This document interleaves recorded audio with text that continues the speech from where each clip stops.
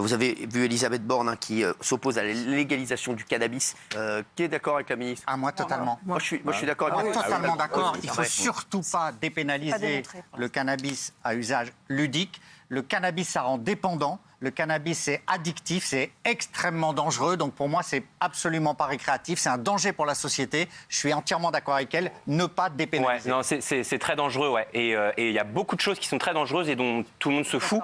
On nous vend des cigarettes, on nous vend de l'alcool, on nous vend des aliments qui sont dégueulasses pour notre corps, dans l'indifférence générale. Et là, pour le cannabis, on est offusqué, sachant que dans certains pays, ça fonctionne plutôt pas trop mal. En Hollande, ça fonctionne pas si mal. Ah ouais. En Uruguay, la consommation augmente beaucoup plus dans les pays où ça a été légalisé. Et en plus, les gens vont se tourner vers d'autres drogues parce que justement, il y a l'interdit. Et donc, ils veulent plus aller vers le cannabis, ils vont vers les drogues dures. Tu vois, les statistiques le prouvent et les Pays-Bas décident de garder leur ligne de conduite. Il y a beaucoup d'hésitations à Amsterdam notamment. Pays-Bas, Uruguay, Portugal, Espagne, Canada, certains États américains. Ça fait apparaître une augmentation du nombre de consommateurs post-légalisation du cannabis dans tous ces pays. Ça fait baisser les trafics. Ce qui peut entraîner un usage d'autres produits stupéfiants. Ben non, ça fait baisser les trafics. Mais non, trafic d'autres drogues, justement. Pas forcément. Bah, si, évidemment. Parce que comme ils le font de façon... Comme ensuite, il y a des plans, c'est-à-dire c'est les gouvernements qui décident eux-mêmes de cultiver, ça fait baisser... Moi, j'avais noté un chiffre, je ne sais plus, c'était 20 milliards de dollars annuels qu'on a enlevés aux organisations criminelles, par exemple en Uruguay. Moins 20 milliards, ils ont pris. Mais ils sont criminels pour d'autres choses. Pardon? Ils seront criminels pour d'autres choses. T'imagines Non. C'est utopiste de croire qu'on vivra dans un monde sans drogue, mais la légaliser, c'est quand même envoyer un signal de c'est pas si grave, c'est ok, c'est cool de prendre du cannabis, c'est quand même des drogues qui détruisent des vies. Et je suis d'accord avec toi. Et la cigarette et l'alcool. Et ben il faut le faire aussi. Il faudrait interdire l'alcool et la cigarette. Hugo, il y a combien de morts de l'alcool et de la cigarette en France? Il y a combien de morts au volant quand tu fumes une cigarette? En revanche, le cannabis, ça réduit ta perception des distances. Et il y a beaucoup d'accidents dus au cannabis, pas quand tu fumes une cigarette. Je dis pas que c'est bien la cigarette, mais il n'y a pas de mort parce que tu fumes une cigarette. Sur la route, je veux dire. Non, mais en vérité, même si c'est pas légalisé, le cannabis, si t'as envie d'en fumer, vraiment, t'en trouves partout. Moi, mes enfants, on leur propose du cannabis à la sortie des écoles et ils sont pas dans des cités. Donc t'en trouves partout. Il y en a partout. Du cannabis, mais c'est pas ce que je suis en train de te dire. Je viens de te dire qu'on en trouvait partout du cannabis. Je te dis simplement que ça se trouve facilement. Donc c'est pas parce que tu vas légaliser le cannabis qu'ils vont fumer plus. En revanche, non, ça se passe pas comme ça.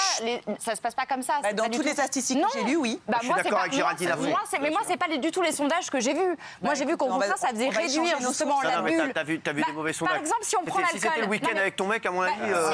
Mais il reviendra en arrière. Si vous prenez l'alcool, par exemple, du temps de la prohibition, c'était pareil. Il y avait effectivement, du temps de la prohibition, des espèces de trafic qu'il n'y a plus aujourd'hui, puisque l'alcool est légalisé et pris en compte par le gouvernement. Quand on voit tous les médicaments qui sont dangereux et qui sont en vente libre, par exemple pour les jeunes, moi, je suis très inquiète pour ça, pour mes enfants. Moi, je suis d'accord à fond avec Elisabeth Borne là-dessus.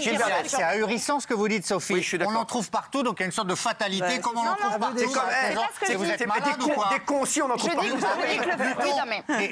Luttons contre ceux qui en vendent. N'acceptons pas cette fatalité insensée qui tue les enfants. Oui, mais pour l'instant, la lutte justement contre les stupéfiants, ça fonctionne pas non plus. Regarde, les prix qui n'arrivent pas à rentrer dans les quartiers nord. Bah oui, non, mais c'est vrai. Comme a dit Géraldine, c'est pas ça qui va arrêter les trafics. Moi, j'ai pas la même chose que Géraldine. La France est le deuxième pays consommateur de cannabis et en Europe. Et d'anxiolytiques aussi. 5 millions d'usagers réguliers. Et pourtant, c'est pas légal. Donc bon. Sachez que la France est deuxième. Ouais, deuxième en Europe. Sachez que c'est beaucoup grâce à notre ami Doc Gynéco qu'on embrasse. Et pourtant, c'est pas légal, donc ça change pas tant que ça. Une petite précision à Hugo et à Sophie qui ont l'air de dire que le cannabis c'est cool. Non, pas du tout. On avait laissé la parler. Non, mais dis pas ça, Géraldine. Mais c'est faux. Géraldine. Mais vous dites que non, c'est pas cool que le tabac. Non, mais me fais pas dire ça, tu vois. Le cannabis est ainsi la 3e cause de déclenchement d'infarctus du myocarde. Il induit des artérites des membres inférieurs plus précocement que celles provoquées par le tabac. Bravo, Géraldine. Il est à l'origine d'accidents vasculaires cérébraux. Non, mais Géraldine, merci. Non, mais merci de nous faire la leçon sur le cannabis, c'est pas bon pour la santé. On sait que c'est pas un bonbon. C'est pas ce qu'on est en train de te dire. Non, je dis que le tabac. Là, tu nous fais une leçon en nous donnant une liste qu'on sait très bien. On n'a pas dit que c'était bien. S'il vous plaît, les Marseillais, là. Il y a combien de morts du tabac et de l'alcool? Les Marseillais à Cancun, là. Et quand tu bois de l'alcool, tu peux faire une liste tout aussi importante que ce que tu es en train de nous faire. Non, pas pour le cerveau, c'est pas pareil. Mais pour d'autres choses, il n'y a pas que le cerveau dans la vie. Je vais avoir la vie de ma championne. Mais non, mais ceux qui proposent aujourd'hui à tes enfants, enfin en tout cas à la sortie des écoles du cannabis, proposeront, si c'est légalisé, de la coke et des choses beaucoup plus graves. Tu penses que ils en proposent pas. Tu penses, ils en proposent. bien sûr il y en a que partout. tu penses que quelqu'un qui aujourd'hui C'est la parler. Tu penses que quelqu'un Ma qui championne. aujourd'hui gagne grâce au cannabis 1 000 euros par jour va gentiment, parce que c'est légalisé, aller se faire gagner 1 000 euros par mois, ouvrier? Bien sûr que non, il va trouver d'autres trafics beaucoup plus graves et des drogues beaucoup plus violentes. Non mais ils vendent déjà de la coke, malheureusement. Je suis désolé de te le dire, ils s'arrêtent pas. Raymond, qu'est-ce que t'en penses? T'as envie de parler ou Non, moi je me dis que d'abord j'aimerais bien qu'on sorte là et qu'en 15 tu dis, minutes... oui ou non là? Moi je dis oui, je suis d'accord avec elle parce qu'on ne peut pas légaliser parce que le cannabis, si t'en fumes beaucoup, moi je connais plein de gens qui fument, ils vont au boulot, ils conduisent, ils font des trucs. Mais je pense que si c'est légiféré et géré par l'État, parce que tu me dis du cannabis, j'en trouve comme ça, même mes enfants. On sort là. En 15 minutes, trouve-moi du cannabis. Il n'y a pas de problème. Moi, j'en trouve pas.